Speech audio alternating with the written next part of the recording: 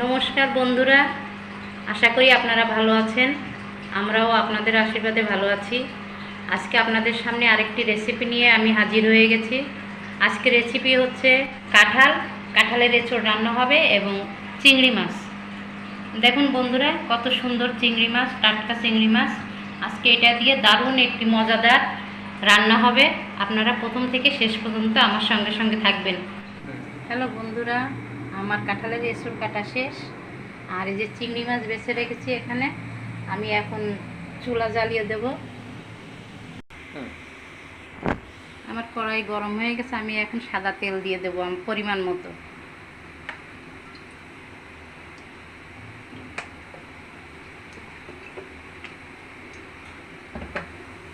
তেজপাতা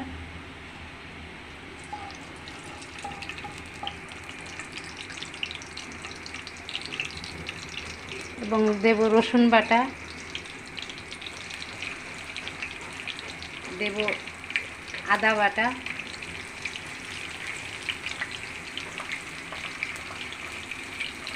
এবার দেবো জিরা বাটা,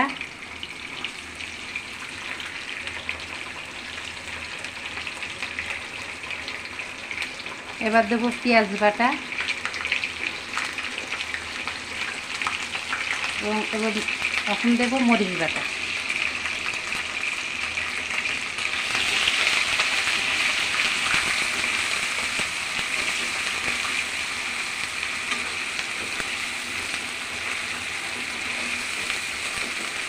মশলাটা একটু কষানো হয়ে গেলে আমি এর ভিতরে চিংড়ি মাছ দিয়ে দেব। এখন দিয়ে দেব হলুদ পরিমাণ মতো,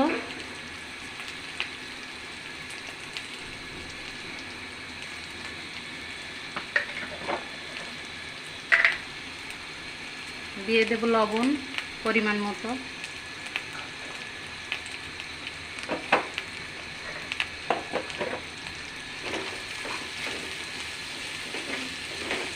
এবার একটু জল দিয়ে দেব।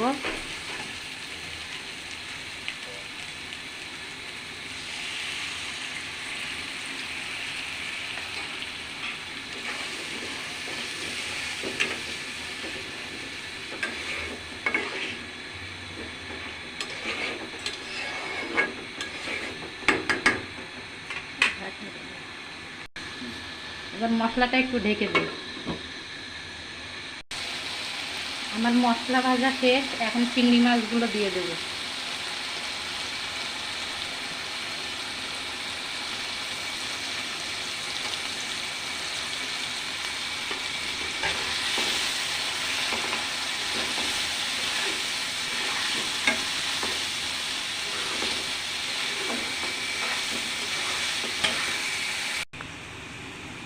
আমার চিংড়ি মাছ কষানো শেষ, দেখেন বন্ধুরা কি সুন্দর কষানো হয়েছে। এখন এর ভিতরে আমি কাঁঠালের সেই এঁচোড় দিয়ে দেব।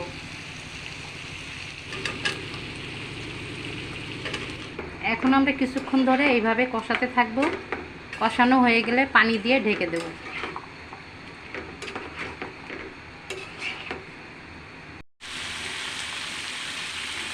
আমার কষানো প্রায় শেষ হয়ে গেছে।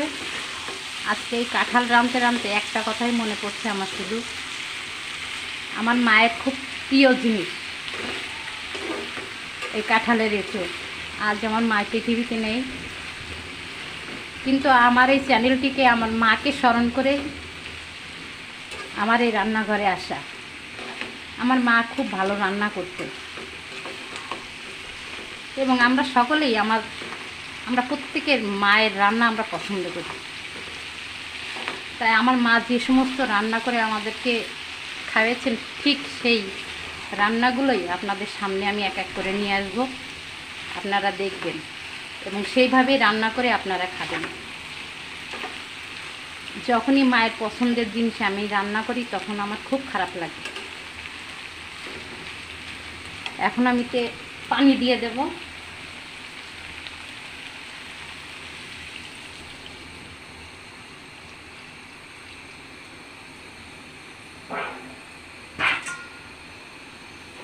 আমার পানি দেওয়া হয়ে গেছে, এখন আমি ঢেকে দেব। ঢাকনি দিয়ে ঢেকে দিলাম। এখন আমি ঢাকনি উঠাবো আর দেখবো হয়েছে কিনা, সিদ্ধ হয়েছে কিনা। হ্যাঁ, আমার রান্না প্রায় শেষ, সুন্দর গলে গেছে কাঁঠালের এঁচোড়। এখন আমি একটু গরম মশলা বেটে রেখেছিলাম, সেটা দিয়ে দেব। এখানে আছে দারচিনি, লবঙ্গ, এলাচ, এগুলো এখন আমি দিয়ে দেব।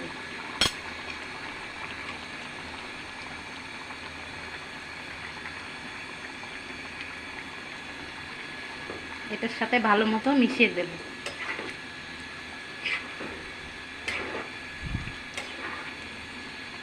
কাঁঠাল কাটতে অনেক সময় লাগে, কিন্তু খুব স্বাদ, দারুণ মজাদার একটি তরকারি। আমরা এটা পাকাও খাই, কাঁচাও খাই। যারা কোনো দিন খান নাই, এইভাবে রান্না করে খেয়ে দেখবেন, খুব মজাদার একটি খাবার। এখন ঢাকনি দিয়ে একটু ঢেকে দেব, একটু পরেই নামিয়ে দেব।